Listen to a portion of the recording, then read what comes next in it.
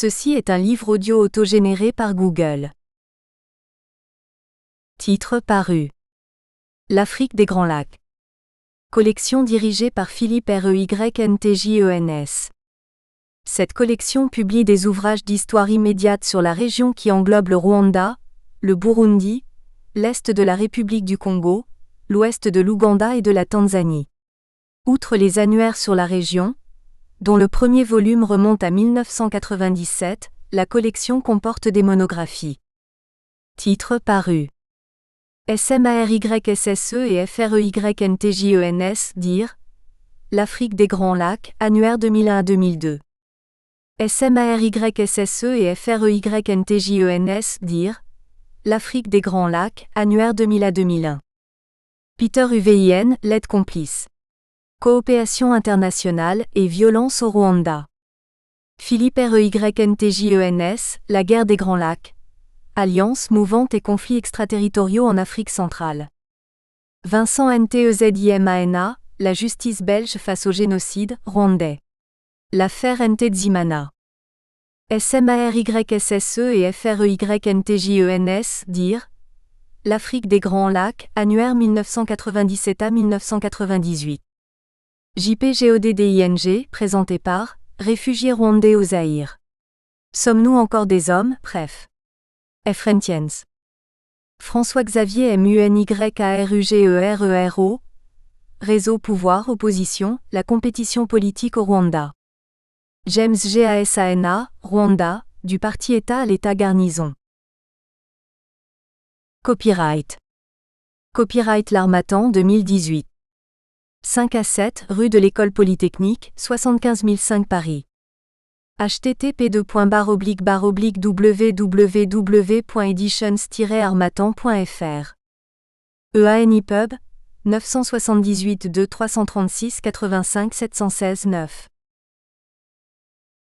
Préface. Les leçons du passé et les défis d'avenir pour l'Afrique des Grands Lacs. Il n'est pas toujours aisé de décrypter sur la scène internationale les tournants majeurs qui vont provoquer des changements de paradigme au niveau régional. L'Afrique des Grands Lacs, circonscrite ici au Congo, rez-de-chaussée, au Rwanda et au Burundi, émerge au moment de la décolonisation dans un environnement mondial bipolaire au sein duquel le tiers-monde tente de trouver sa place. Mais le prisme Est-Ouest supplante le rapport Nord-Sud. La coopération tient peu compte des réalités locales, notamment des différends ethniques. Elle s'assure que les partenaires ne cèdent pas aux sirènes communistes en version tropicale. Néanmoins, quand le mur de Berlin puis l'URSS s'effondrent, tout ce que le duopole américano-soviétique avait maintenu dans le formol s'échappe du bocal politique. Les dirigeants africains, moins courtisés par l'Occident, ne peuvent plus masquer leur penchant autocratique. La démocratisation devient une quête en interne et un souhait en externe. Elle est stimulée par les peuples où les paroles se libèrent. Cet espace de liberté qui se crée ravive aussi des tensions ethniques que la centralisation autoritaire était parvenue à juguler sinon à faire oublier. Tous les ingrédients sont réunis pour des changements majeurs.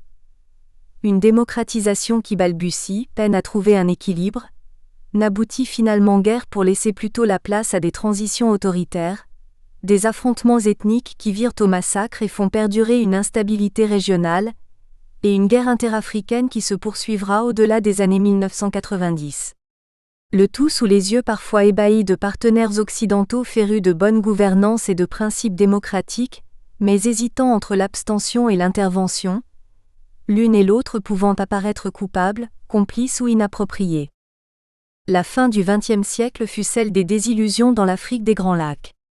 Les éléments structurants de la période de la guerre froide, certes contestables, n'ont pas été d'emblée remplacés par un modus vivendi tendant à l'harmonie. De l'autoritarisme postcolonial, on est passé à une démocratisation tantôt impossible, tantôt factice, prélude à un chaos génocidaire par endroits, déstabilisateur partout, auquel seul un autoritarisme paré de nouveaux atours pourra mettre plus ou moins fin. Les hommes ont changé, les équilibres ont été rompus, mais le siècle s'achèvera de manière sombre. Alain Nkissi a le mérite d'indiquer à travers cet ouvrage les axes principaux de ce basculement de la fin des années 1990. Les régimes qui vacillent, les institutions qui chancellent, les nouveaux acteurs qui tirent les marrons du feu, Les leviers de pouvoir qui changent de main aussi bien au sein des pays des Grands Lacs qu'entre ceux-ci, le tout sous le regard de populations fatiguées qui n'aspirent qu'à la paix et la stabilité. L'auteur procède à cet examen avec ses sensibilités propres et livre une analyse qui assurément n'épuise pas le débat ouvert par le passé récent mais tente de dégager les forces profondes qui ont conduit aux mutations géopolitiques de la région des Grands Lacs. Depuis lors, certaines parties de cette région ont vu leur situation s'améliorer, des processus électoraux imparfaits ont eu lieu, le despotisme quand il subsiste semble plus éclairé, mais on est loin d'un cycle vertueux alliant stabilité sécuritaire, développement socio-économique et démocratie politique. 3 regards peuvent être portés sur l'analyse effectuée par l'auteur de cet ouvrage. Le premier commence par être réaliste, puis néo-réaliste. Fataliste, froid. Le réaliste conclura à la lecture de la trame des événements tissés par Alan Kissy que les jeunes États doivent se former, se forger, s'identifier par la guerre qu'elle soit civile ou interétatique. Constat désolant, mais finalement peu étonnant à l'échelle de l'histoire. Après tout, les valeurs de paix et de démocratie tant mises en exergue en Europe ne datent que de 1945, voire de 1989 pour certaines parties du continent. Plus scrutateur, le néo-réaliste s'intéressera davantage à la redistribution de la puissance dans une Afrique des Grands Lacs où le cadre institutionnel de coopération, la CEPGL, ne fonctionne plus adéquatement. Les faiseurs de rois ont changé. Ils ne sont plus au Zaïre mais à Kampala ou à Kigali. Un deuxième regard, plus marqué par l'institutionnalisme libéral, recherchera précisément les éléments qui dans cette nouvelle configuration sont malgré tout des prémices sinon des gages d'une coopération recouvrée entre les pays des Grands Lacs. Et s'interrogera sur l'efficacité de l'Union africaine par exemple, ou le rôle des organisations sous-régionales. Enfin, un dernier regard, constructiviste, résolument optimiste et tourné vers l'avenir, tentera d'analyser tout ce que les pays africains sont parvenus à s'approprier en termes de gouvernance harmonieuse, la Renaissance africaine et ses suites par exemple, et pourquoi ils devraient prendre part à l'importance croissante d'un continent en pleine ascension. Le dynamisme démographique de l'Afrique atteste aussi de la résilience des populations qui passent outre leurs malheurs pour se projeter dans les générations futures. Puisse ce livre montrer les voies à ne plus suivre et celles à emprunter. Tanguy de Wild d'Estmaël, professeur à l'Université catholique de Louvain, Institut de sciences politiques Louvain-Europe. Introduction. Le Congo attire l'intérêt des grandes puissances occidentales et de ses voisins par ses 2 facteurs d'importance stratégique, que sont sa superficie et sa position géographique en Afrique. Un vaste territoire de 2 345 206 km², à peu près la taille de l'Europe des 28. Il partage ses frontières avec 9 autres pays au centre, à l'est et au sud du continent. Le Congo-Brazzaville, la République centrafricaine, le Soudan, l'Ouganda, le Burundi, le Rwanda, la Tanzanie, l'Angola et la Zambie. Sur le plan économique, la rez-de-chaussée a d'énormes richesses naturelles du sol et du sous-sol si bien que l'on dit de ce pays qu'il est un scandale géologique. Les événements de la décennie 1990 au Burundi, au Rwanda et au Congo-Kinshasa vont changer la géopolitique de la région des Grands Lacs. La crise burundaise est déclenchée par l'assassinat, en 1993, du président élu démocratiquement, Melchior Ndadaye. Au Rwanda, le génocide de 1994 vient dégrader une situation de crise qui a commencé à la fin des années 1980. Au Congo-Kinshasa, ex-Zaïre, la crise est la résultante de l'affaiblissement politique de Mobutu tant sur le plan national qu'international. En moins de 2 ans, la République démocratique du Congo a été victime de 2 guerres d'agression menées par ses voisins, le Rwanda, le Burundi et l'Ouganda. En 1996, une guerre partie du Rwanda et de l'Ouganda a précipité la chute du régime de Mobutu. Depuis 1994, environ 1,5 million de Rwandais, fuyant les forces du Front patriotique rwandais FPR qui a pris le pouvoir à Kigali, sont réfugiés au Congo. Dans l'est du pays, au Kivu, ils sont entassés dans des camps comptant plusieurs centaines de milliers d'habitants organisés autour de leurs autorités civiles et de leurs propres soldats, les forces armées rwandaises FAR et les milices extrémistes Hutus qui ont pu s'échapper. Ils avaient le statut de réfugiés et étaient sous la protection du Haut-Commissariat des Nations Unies pour les réfugiés, HCR. Cette situation a une double conséquence dans la région. Elle aggrave les tensions qui préexistaient au Congo, entre les ethnies autochtones et les ethnies d'origine rwandaise. Depuis plus de 30 ans couve un conflit de nationalité entre Congolais autochtones et non originaires. Elle représente une menace pour le pouvoir à Kigali, qui va chercher à démanteler les camps des réfugiés. Voilà ce qui va conduire à une guerre, 1996 à 1997, dans laquelle plus ou moins 9 armées étrangères vont s'affronter sur le territoire congolais.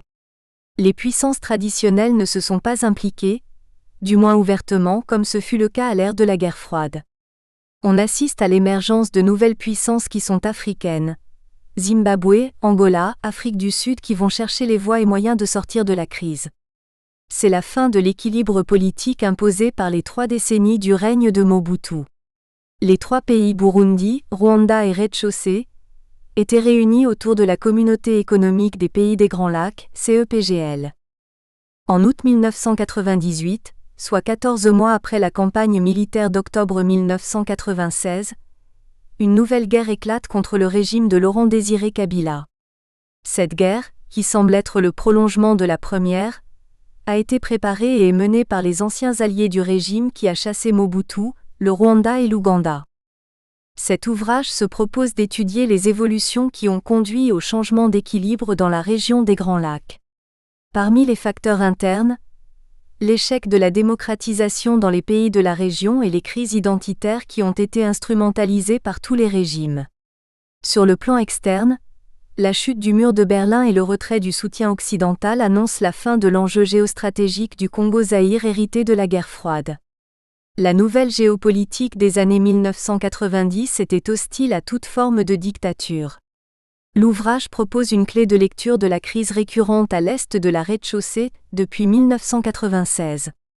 Pourquoi le génocide rwandais a-t-il eu un impact déstabilisant sur le Congo et pas sur les autres voisins du Rwanda? La faiblesse de l'État congolais donne l'occasion aux puissances extérieures d'exercer une influence sur sa politique interne, de toucher à son intégrité territoriale et à sa souveraineté. Cette faiblesse, c'est l'absence de structures étatiques. Si le Congo était stable sur le plan de sa politique interne, les facteurs externes ne le déstabiliseraient pas autant. Sa fragilité a prêté le flanc aux puissances extérieures pour influencer sa politique interne. Cette question a été bien traitée par Nsereka Mugendi. Les velléités expansionnistes du Rwanda qui a souvent cherché à annexer une partie du territoire congolais expliqueraient le basculement de la géopolitique dans la région des Grands Lacs. Les guerres de 1996 et 1998 ont été des guerres d'occupation, et non de libération comme il a été prétendu. La chute du mur de Berlin et le retrait du soutien occidental sonnent le glas de l'enjeu du Congo-Zaïre hérité de la guerre froide. Le président Mobutu n'était plus indispensable. Il pouvait être remplacé par une nouvelle génération de leaders africains, qui protégeraient encore mieux les intérêts occidentaux dans ce nouveau contexte. Pour vérifier ces hypothèses, nous avons procédé à la collecte des faits dans les sources variées, témoignages écrits et oraux. Ces sources seront soumises à la critique historique. Nous nous sommes basés sur les travaux des éminents universitaires tels que Jean-Pierre Chrétien, Jean-Claude Willam et Philippe Rentiens qui ont une connaissance de la région des Grands Lacs. Ces sources ont été complétées par les travaux des journalistes comme Ludo Martens, militant et engagé, et Colette Breckman, qui suit depuis longtemps avec intérêt les événements de la région des Grands Lacs. Ces dernières sources ont été utilisées avec un sens critique très élevé. L'ouvrage est décliné en 3 chapitres. Le premier chapitre analyse le contexte géopolitique de la décennie 1990, c'est-à-dire le contexte post-guerre froide des pays de la région des Grands Lacs. Il s'agit de voir si la transition démocratique a abouti au changement de régime souhaité par les peuples. Le deuxième chapitre, lui, se penche sur les causes de la déstabilisation de la région des Grands Lacs. Comment les migrations et les crises identitaires ont-elles provoqué des bouleversements sociopolitiques et économiques? Enfin, le troisième chapitre étudie les changements survenus. Le Zaïre de Mobutu n'est plus le centre, une puissance de la région. L'instance décisionnelle se déplace vers le Rwanda et l'Ouganda. Chapitre 1er. La situation politique des années 1990 dans les pays de la région des Grands Lacs. Le processus de démocratisation dans la région des Grands Lacs est le résultat du concours de plusieurs événements. Les contestations internes, le vent venu de l'Est de l'Europe, le discours de François Mitterrand au 16e sommet des chefs d'État français et africains, à La Baule, le 20 janvier 1990 dans lequel le président français lia le développement à la démocratie et invita ainsi ses pairs africains à s'engager dans le processus de démocratisation. 1. République démocratique du Congo. 1.1. Le processus de démocratisation. Le changement qui survient au Zaïre de Mobutu à la fin de la décennie 1980 n'est pas le fait de la volonté du régime de Mobutu, mais la résultante de la situation nationale et internationale. Sur le plan national, les contestations existaient déjà avant la fin de la décennie 1980.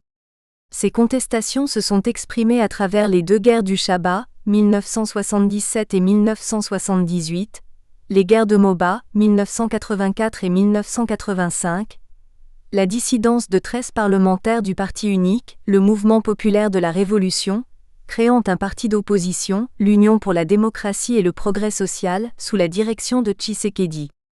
À cette liste s'ajoute le mémorandum des étudiants qui, dans le cadre de la jeunesse du parti, dénonce l'inefficacité du système et les grèves des enseignants qui, dans les années 1980, réclament l'augmentation des salaires. Sur le plan international, l'effondrement de l'Union soviétique avait bouleversé la géopolitique internationale. La menace de l'expansion soviétique en Afrique, contre laquelle Mobutu avait été un gendarme zélé, ne représentait plus un danger. La redéfinition de la géopolitique internationale n'avait plus besoin de pouvoirs forts pour assurer l'équilibre international. 1.1. Le discours historique du 24 avril 1990. Le changement politique n'émane pas de la volonté de Mobutu de devenir démocrate.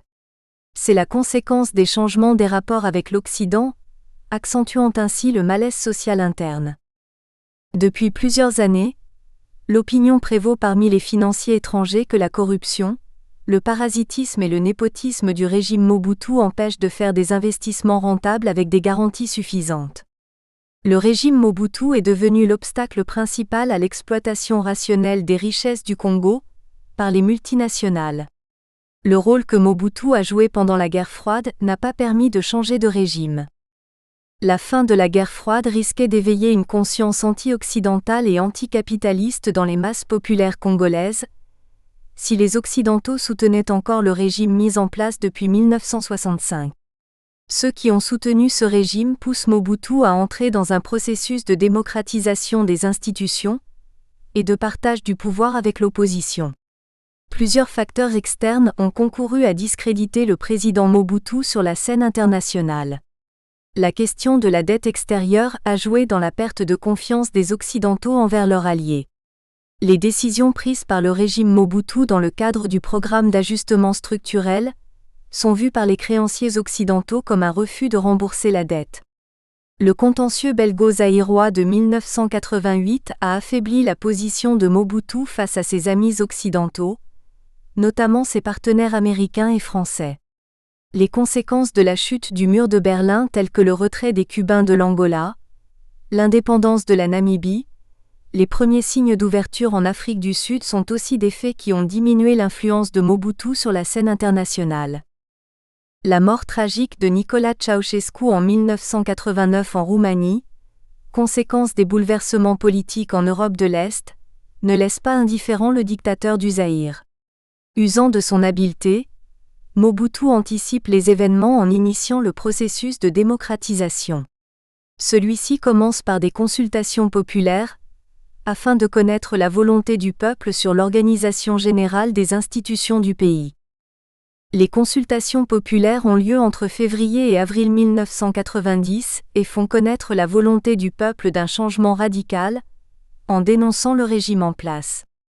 Plus de 6000 mémorandums ont été déposés sur le bureau du président.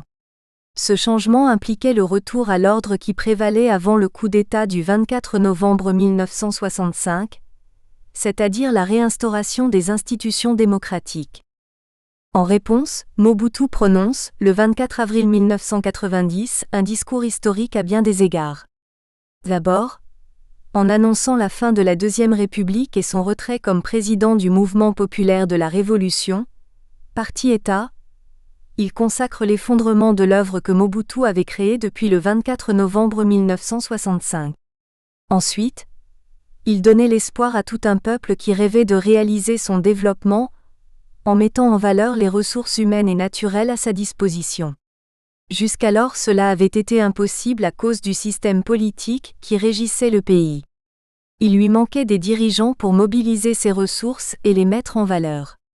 Le peuple a donc cru que ce 24 avril 1990 ouvrait le Zaïre à une ère nouvelle dont l'objectif final était l'avènement de la Troisième République, avec l'instauration de la démocratie et de l'état de droit. Le multipartisme, d'abord limité à 3, ensuite intégral, fut réinstauré. Ainsi commençait une longue période de transition qui va durer 7 ans.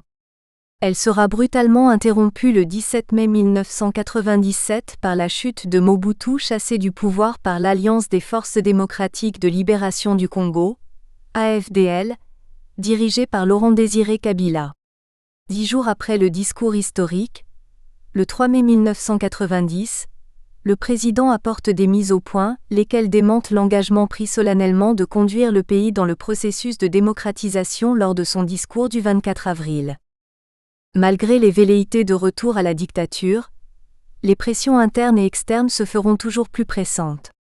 Le régime va réprimer les contestations populaires avec comme conséquence le massacre d'étudiants sur le campus de Lubumbashi dans la nuit du 10 au 11 mai 1990. Ces manifestations étaient l'expression d'un peuple déterminé à en finir avec le régime de Mobutu. Ces événements de Lubumbashi vont contribuer à changer le cours de l'histoire. Mobutu pouvait encore rester omnipotent face au multipartisme. La condamnation de ces massacres par la Belgique, qui exigea une commission d'enquête internationale, sera relayée par les autres pays occidentaux. L'initiative approuvée par les États-Unis et l'Union européenne montrait que le régime de Mobutu était dépassé, inexorablement affaibli. À l'interne, la réaction la plus forte et la plus rationnelle venait de l'Église catholique qui exigeait la tenue d'un débat public à l'échelle nationale. Ce forum devait faire l'évaluation de toutes les institutions chargées du gouvernement et de l'État, ainsi que de la gestion de la chose publique et cela sans complaisance. Le changement souhaité par le peuple signifiait que le centre de décision devrait se déplacer du sommet au bas de l'échelle. Les décisions devraient émaner de la base. La période de transition sera dominée par la conférence souveraine et les difficultés de mise en application de ces décisions. La politique du pays s'en trouvera paralysée. 1.1.2 La conférence nationale souveraine. Cette période est dominée par l'organisation et le déroulement de la Conférence nationale souveraine, qui a réuni près de 2,800 délégués représentant les formations politiques, les institutions publiques et la société civile. Son objectif essentiel est la réconciliation nationale qui se fait par la relecture de l'histoire. Elle commence le 7 août 1991 et va se clôturer sur injonction du président le 16 décembre 1992. Toutefois, le régime ne voulait pas perdre le contrôle de ce débat public et du processus de démocratisation. Le multipartisme à 3 était un des mécanismes pour ne pas disparaître à jamais. L'Union pour la démocratie et le progrès social, UDPS, parti d'Étienne Tshisekedi, était reconnu comme parti aux côtés du MPR avec le Front commun des nationalistes dirigé par 2 barons du régime, Antoine Mandungu Bulanyati et Gérard Kamanda. Le régime se repositionnait ainsi en limitant et orientant le nouveau système. Avant que le principe de la conférence nationale souveraine soit acquis, Mobutu proposait les réformes et fixait le terme de la transition au 30 avril 1991.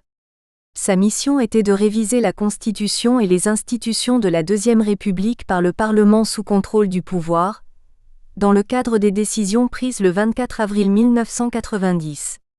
Dans l'entendement du chef de l'État, la conférence... Nous espérons que vous avez apprécié cet aperçu. Pour continuer à écouter ce livre audio sur Google Play Livres, utilisez le lien dans la description de la vidéo.